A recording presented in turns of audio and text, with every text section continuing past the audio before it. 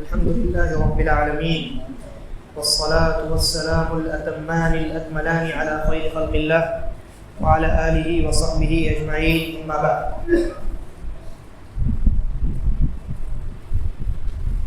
آج ہم نے 3 سورتوں کی تلاوت و سماعت کی ہے. سب سے پہلے سورہ الکہف ہے، اس کے بعد سورہ مریم ہے، اور تیسری سورہ طٰہٰ ہے. سورہ کہف میں اللہ تبارک و تعالیٰ نے لگ بھگ 3 قصے بیان فرمائے اور 2 مثالیں اللہ رب العالمین نے بیان فرمائی. سب سے پہلا جو قصہ ہے وہ اصحاب کہف کا ہے. کہف کہتے ہیں غار کو، کیف جو پہاڑوں میں غار ہوتا ہے اس کو ہم کہف کہتے ہیں. اصحاب کہف کا معنی ہوا وہ لوگ جو اس غار میں رہتے تھے. معاملہ یہ ہوا کہ کسی جگہ ایمان والے لوگ بہت چند تھے، چند ہی نوجوان تھے، اور وہاں جس بادشاہ کی حکومت تھی وہ کافر اور مشرک بادشاہ تھا اور بڑا ظالم بادشاہ تھا.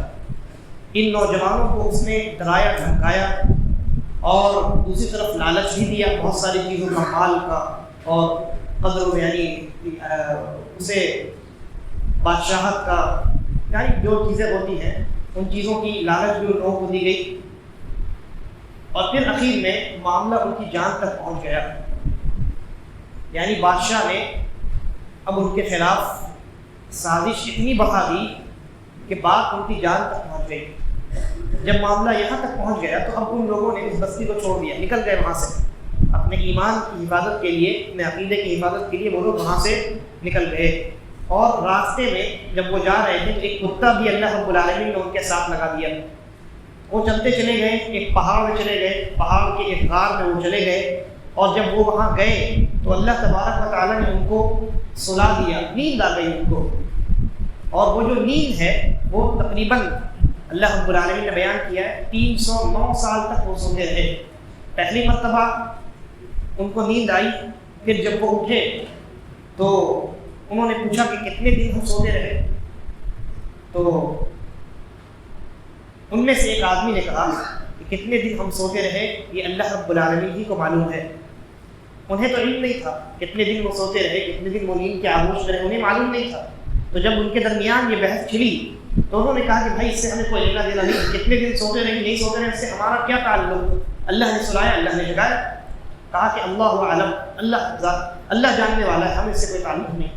پھر اس کے بعد وہ لوگ جب ان کو بھوک کی شدت محسوس ہوئی تو ایک آدمی کو سکہ دے کر کے، جو اس وقت جو کرنسی تھی وہ دے کر کے بھیجا کہ جاؤ نیچے جو بستی ہے اس بستی سے کچھ کھانے پینے کا سامان لے کر کے آؤ، اور دیکھو جلدی کرنا اور کہیں تمہارا راز لوگوں کے درمیان افشا نہ ہو جائے، کہیں لوگوں کو معلوم نہ ہو جائے کہ تم کون ہو. اگر معلوم ہو جائے گا تو دوبارہ وہ بادشاہ تمہیں پکڑ لے گا اور پھر ہم سب کا جو ہے معاملہ ختم ہو جائے گا.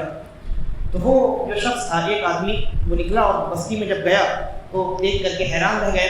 بستی تو وہی ہے لیکن لوگ سب بدل گئے اور دکانیں سب تبدیل ہو گئی اور ماحول پورا بدلا ہوا ہے. وہ جو سکہ ہے وہ بھی، کرنسی جو ہے وہ بھی نہیں چل رہی ہے. پھر اور یہ وہ جو بستی تھی وہاں جہاں کفر و شرک کا دورہ تھا اور بادشاہ بھی ظالم اور کافر تھا، اللہ تبارک و تعالیٰ نے اس بادشاہ کے ظلم کو ختم کیا، اس بادشاہ کو ختم کیا، اس بستی سے کفر اور شرک کو ختم کیا. اور جب وہ انسان، وہ شخص جو ہے وہ کھانا لینے کے لیے اس بستی میں گیا تو دیکھا کہ جتنے لوگ ہیں بستی میں سب کے سب اللہ والے ہیں اور سب کے سب توحید والے ہیں. یعنی کایا اللہ تبارک و تعالیٰ نے مکمل طور پر پلٹ دی. تو پھر لوگوں کو معلوم ہوا اور ان لوگوں کو بھی معلوم ہوا کہ ہم بہت زیادہ دنوں تک سوتے رہے. بہرحال پھر وہ لوگ جب واپس آئے اپنے غار میں، تو جب واپس آئے اللہ تبارک و تعالیٰ نے ان کو دوبارہ سلا دیا اور پھر وہ سو ہی رہے ہیں. وہ دوبارہ سو گئے اور جب وہ دوبارہ سو گئے تو جو لوگ مسلمان تھے اس زمانے کے گاؤں والے، ان میں اب بحث چلی کہ کیا کیا جائے. کچھ لوگوں نے کہا کہ ان کے اس غار پر مسجد بنا دی جائے، کچھ نے کہا کہ نہیں گھر بنا دیا جائے، الگ الگ باتیں الگ الگ لوگوں نے کہی، لیکن کسی پر اتفاق نہیں ہوا، چھوڑ دیا گیا۔ پھر اس کے بعد لوگوں میں ایک اور بحث چلی کہ بھائی یہ کتنے لوگ تھے، یہ لوگ جو تھے 3 تھے 4 تھے، کتنے تھے کتے کو ملا کر کے؟ تو اللہ تبارک و تعالیٰ نے کہا کہ ایسی بحث میں پڑھنے کی کوئی ضرورت نہیں، کتنے تھے 3 تھے 4 تھے 5 تھے، اس علم سے تمہیں کوئی فائدہ ہے؟ کوئی فائدہ نہیں۔ علم تو ہے، جانکاری ہے، نالج ہے، لیکن کیا اس علم سے فائدہ ہے؟ جس علم سے تمہیں فائدہ نہیں ہے اس علم میں پڑھنے کی ضرورت نہیں۔ لہٰذا ہمارے لیے بھی پیغام ہے، دنیا میں علوم بہت ہیں، نالج بہت زیادہ ہے، لیکن ہمیں کون سا نالج چاہیے، کتنا اور کس قسم کا نالج چاہیے، کون سا علم ہمیں لینا چاہیے، حاصل کرنا چاہیے، وہ علم اور وہ نالج لینا چاہیے جو ہمارے دین اور دنیا کے لیے مفید ہے۔ جس کے جاننے سے ہمیں کوئی فائدہ نہیں ہے، ایسے علم کو حاصل کرنا سراسر بیوقوفی ہے۔ پھر اس کے بعد اللہ تبارک و تعالیٰ نے حضرت موسیٰ اور خضر علیہ السلام کا واقعہ بیان فرمایا۔ یہ دوسرا قصہ ہے۔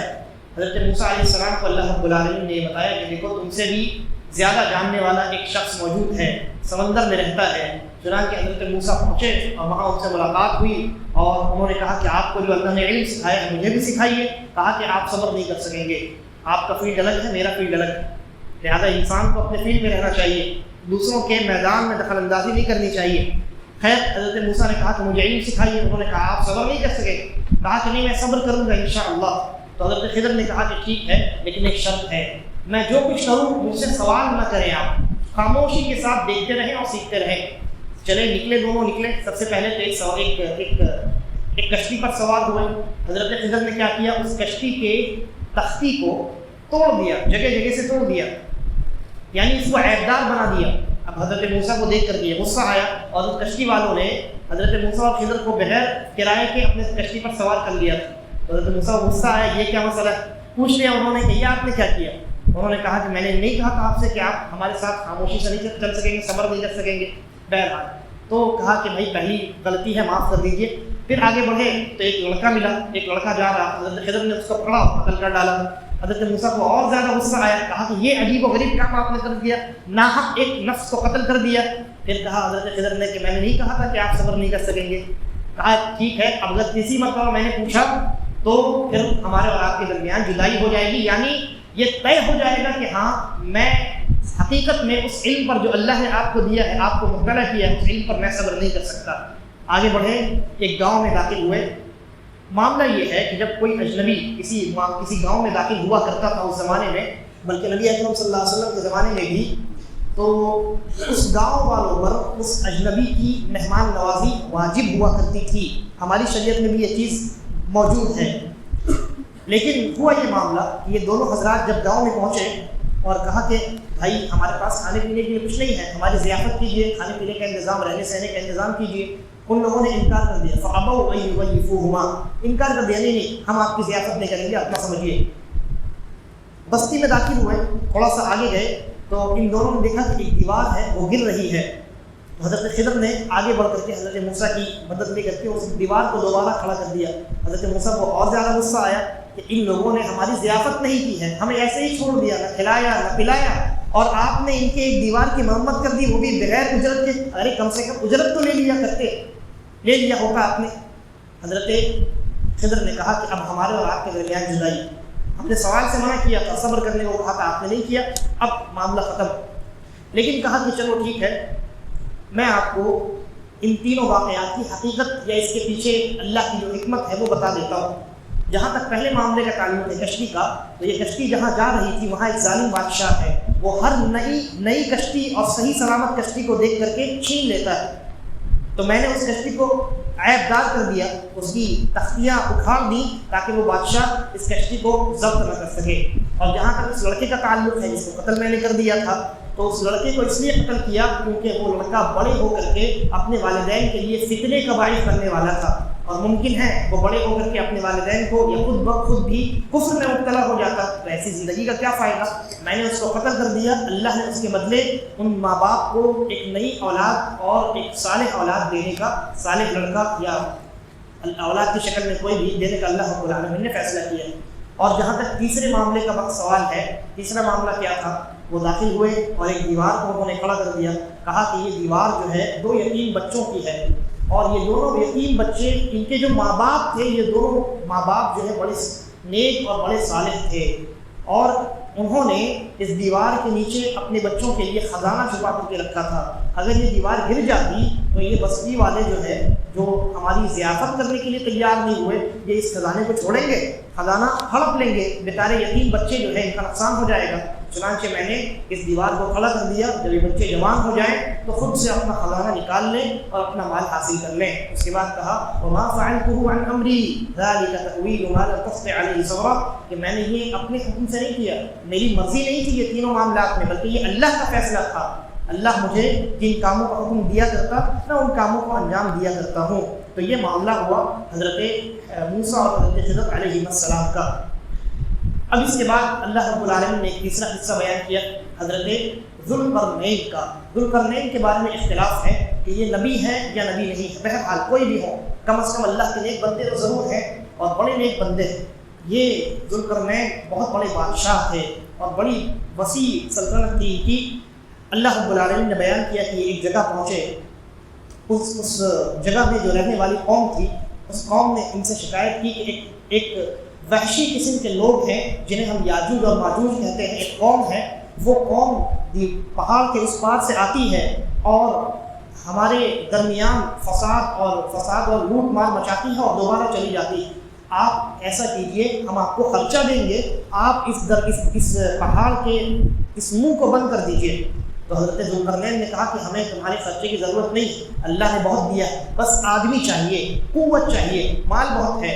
حضرت ذوالقرنین نے اس یعنی پہاڑ کے اس دہانے کو، اس منہ کو بند کیا اور سیسا پلا کر کے وہ دیوار تیار کی، اور پھر اس کے بعد یہ کہا کہ یہ دیوار جو ہے اس وقت تک باقی رہے گی جب تک اللہ چاہے گا، اور جب قیامت قائم ہونے والی ہوگی، قیامت کے قائم ہونے سے پہلے وہ دیوار پتلی ہو جائے گی، اور یاجوج اور ماجوج جو قوم ہے، بڑی وحشی قوم ہے، عجیب و غریب قوم ہے۔ حدیث کے اندر آتا ہے کہ یاجوج اور ماجوج جو ہے، اس قوم کے کان اتنے لمبے ہیں کہ وہ اس کان کو اوڑھنا بچھا کر کے سوتے ہیں، اور ایک کان کو بچھا لیتے ہیں، بستر بنا لیتے ہیں، اور سمندر جب وہ ظاہر ہوں گے تو پورا کا پورا سمندر پی جائیں گے، بہت فساد اور یعنی زمین پر جو ہے بگاڑ مچائیں گے۔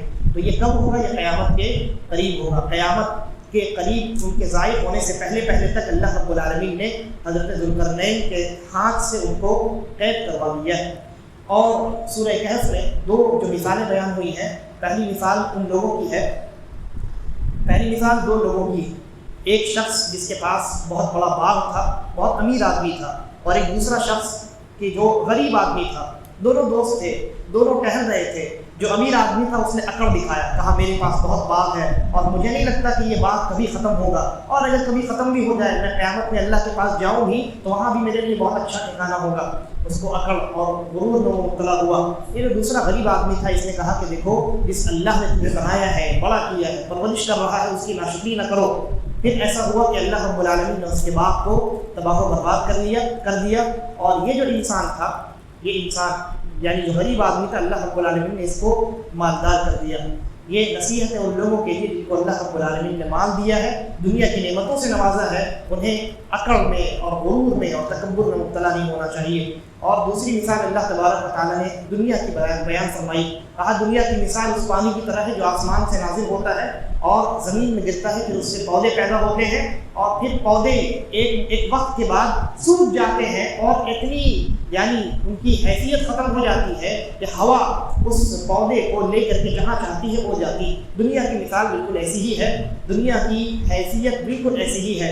آج دنیا کسی کے پاس ہے، کل کسی اور کے پاس ہوگی، آج دنیا ہے، کل نہیں ہوتی، لہذا دنیا کے دھوکے میں انسان کو نہیں پڑنا چاہیے۔ اس کے بعد سورہ طٰہٰ ہے، سورہ طٰہٰ میں سورہ مریم ہے، سورہ مریم میں اللہ رب العالمین نے حضرت مریم علیہ السلام کا قصہ بیان فرمایا کہ اللہ تبارک و تعالیٰ نے کیسے حضرت مریم کو بغیر یعنی شوہر کے بیٹا عطا کیا۔ حضرت مریم کا کوئی شوہر نہیں، وہ باز خاتون تھی، اللہ رب العالمین نے بغیر مرد کے حضرت عیسیٰ علیہ السلام کو ان کے پیٹ میں پیدا فرما دیا۔ اور حضرت زکریا علیہ السلام کا قصہ بھی اللہ رب العالمین نے بیان فرمایا ہے کہ ان کو اللہ رب العالمین نے حضرت یحییٰ کی شکل میں ایک نیک صالح بیٹا عطا فرمایا۔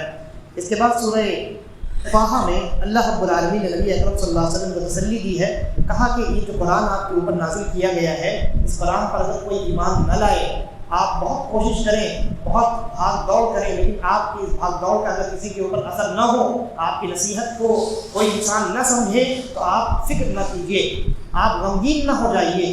کہا اللہ رب العالمین نے کہ یہ قرآن اس انسان کے لیے نصیحت ہے جو ڈرنے والا دل رکھتا ہے، جس کے دل میں خوف نہیں ہے، جو نصیحت حاصل کرنا ہی نہیں چاہتا، اس کے لیے قرآن سے فائدہ حاصل کرنا ممکن نہیں ہے۔